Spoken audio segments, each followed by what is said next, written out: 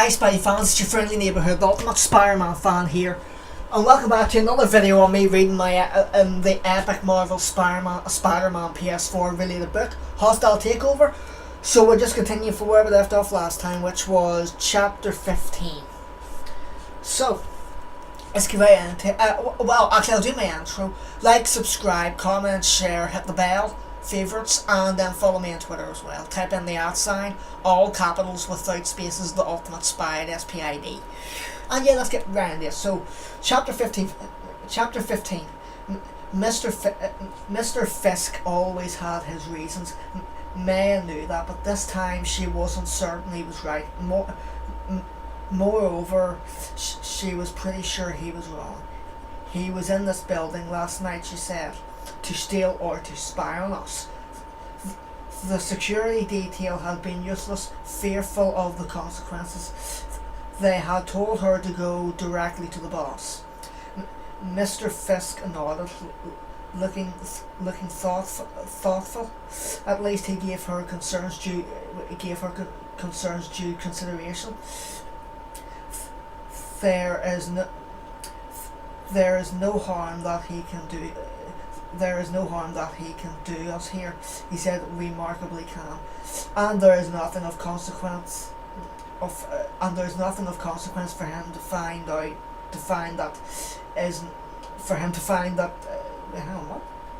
And there is nothing of consequence for him to find that is not securely stored inside a safe. He might have overheard our conversation, and what if he did? We said nothing specific. There was nothing he could use against us. It's a mistake not to take him more seriously, she insisted. I take him very seriously, he told her. His eyes were narrow and his voice dropped a register. That is why I deployed Benham. Maya worked hard to control her expression. She couldn't let him know she had gone to speak to Benham.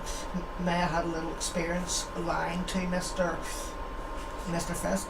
Yeah, Mr. Fisk, and those few transgressions she had committed when she was much younger had left her feeling small and ungrateful. She owed everything to this man, but she still believed he was wrong. I've crossed swords with these cautioned vigilantes before, Fisk said. They all thrive on attention,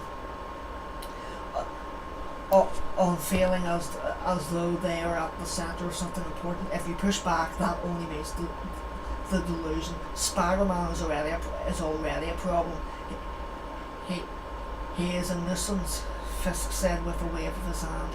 But if I were to attack him, then it would quickly escalate, perhaps beyond what we want.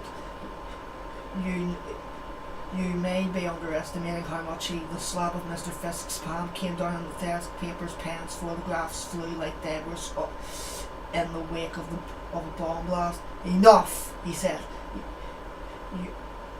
You are very clever, Maya, but you still have much to learn. Unless Spider-Man directly assaults us in some way we cannot ignore, we shall not speak of him until after we have completed the subject. He pinned her with his gaze. Is that understood? Yes, she said, raising to her feet. Absolutely. She ignored the field of debris that surrounded the desk. Once when she was younger, she had scrambled to pick things up, and that had only made him angrier. He didn't like attention called to his temper. Without another word between them, she left the office. On the way out, she spoke to Mr.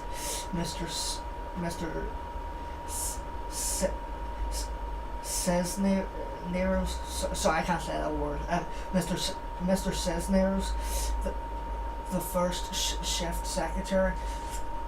There was an accident in Mr. Fisk's office. He nodded, springing to his chair. I'll tend to it right away.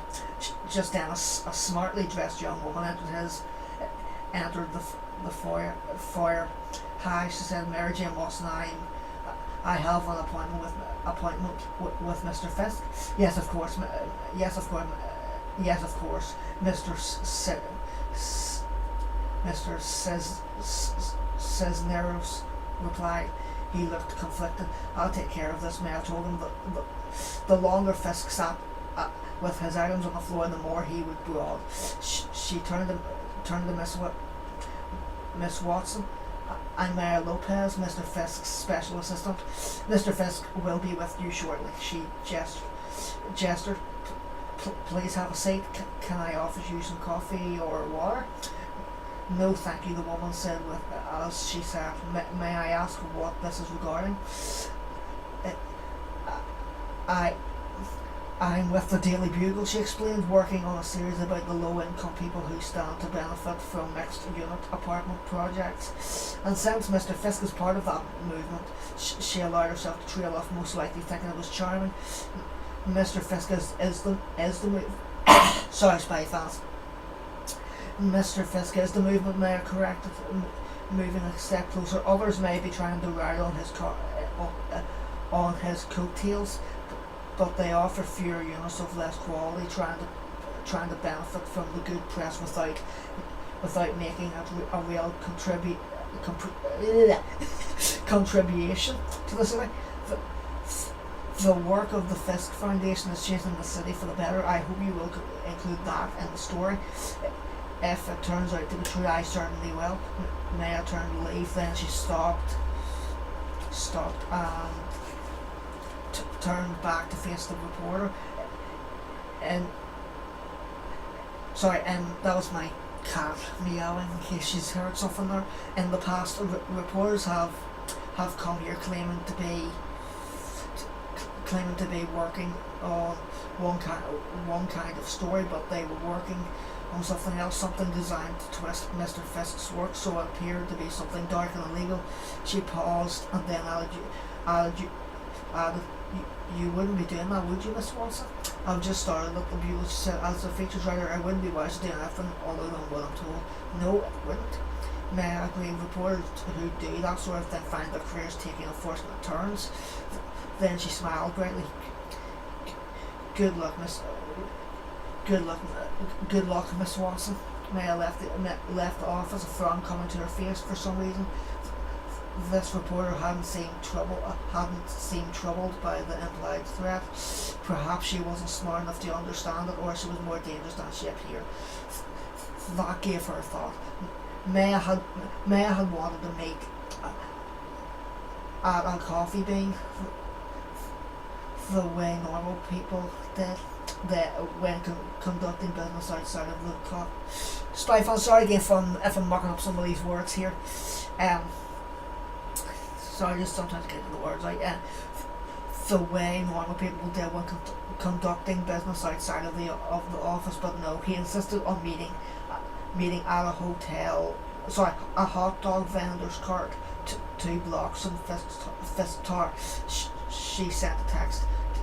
Do you think it's too dangerous to meet indoors? He responded immediately. Hot dogs. They have the best damn hot dogs in the city. If I'm going to be near there, I want one. She arrived a few minutes early, but he was already sitting on a bench near the metal cart. He was about halfway through one hot dog and had another resting on his briefcase. Get a dog. Sorry, Spy-Fans. What was that? Oh yeah. Get a dog, he told her. You won't regret it. Don't forget the relish. Even if you think you don't like relish, get it. This guy's relish is incredible. He makes it himself. She sat down next to him. I'm not here for hot dogs. You don't have to be here for hot dogs to enjoy a hot dog, he told her. Life is full of misery and hardship, so grab your pleasures where you can. May didn't like eating well on the street. It distracted her, and city streets were chaotic places. It was best not to be distracted. Plus, she wasn't about to eat processed meat and buns made of refined flour. She trained hard and was financial about what she consumed. No hot dogs for her. A few people who passed by glanced in their direction. The man she was meeting wasn't exactly a celebrity, but no. but New York was a media drive town. It didn't help that his flat-topped brown hair with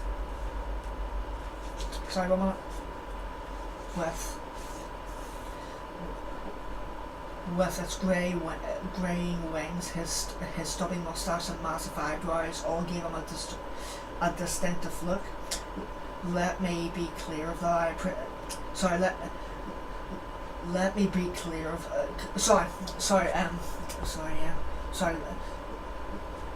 let me be clear that I appreciate what you're offering. J. Jonah Jameson began. The Bugle didn't have the guts to let me continue telling the truth. That's why I got the book. I want to be able to tell people what's really going on in the city, especially when it comes to that man Spider-Man. And we want to help you. She said, I'm sure you do, but I'm a little suspicious about your anonymous benefactor's motives. I represent an organisation in which people at the highest levels appreciate your work. She said, it's that simple. Even simpler, May wanted to make Spider-Man's life miserable. If she couldn't do it physically, she would do it psychologically. She would wear him down so that when it came to direct confrontation, and she had no doubt that he would be that much weaker. It's really not, Jameson said. Simple. That is, I didn't get to run people like the Bugle by being an idiot. I came up the hard way as a reporter, so I know that your people at the highest levels, which translates to a bunch of greedy fat cats, aren't going to throw money at me unless they think there's something in it for them. May did her best not to appear concerned. The people I represent want to do business in the city.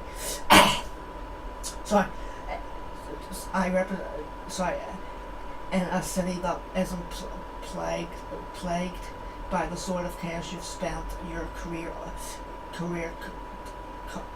condemning. That's it. That's it, huh? He looked dubious and took another big bite, cheering theoretically. It made it difficult for her to tell what he was saying. He was playing the gruff newsman. May knew he was posturing. May knew he was posturing, but people postured all the time. She was doing it herself. Mr. Jameson, we believe the city is per censure of voices being silenced, and we are prepared to give you an even bigger megaphone than the one you had with the Bugle. A radio broadcast of the sort we envision would put you everywhere in the city, in homes and stores and taxi cabs and offices.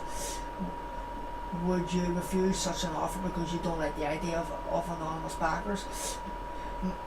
Maybe, he told her, understand up front that no one tells me what to say or what to do. You get that? You get me? You get Pierre Jameson? Straight, no water, no ice. If anyone starts whispering in my ear that I need to say this or not say that, I walk away. If that's not in the contract, then the contract doesn't get signed. I will pass that along to the lawyers and get you the contracts by the morning. Jameson finished his hot dog and wiped his hands on a paper napkin. Then he reached out to shake Mary's hand. Then it looks like you've got a deal, he replied.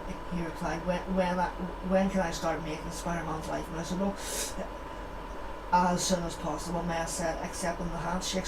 Start to organise a staff and plan out your schedule. With that, she understood and walked away. Pulling a little bottle of hand sanitizer out of her purse as she walked back to the office. she couldn't help but feel pleased with herself. Mr. Fisk would be furious if he found out, but only because he told her to stay away from all things Spider-Man. In his anger, he might not see how good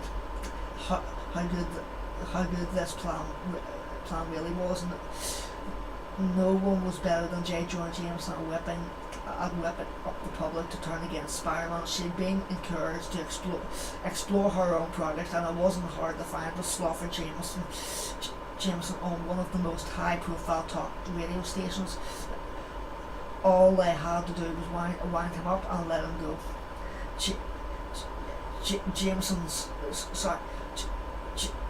Jameson's hot air would take care of the rest.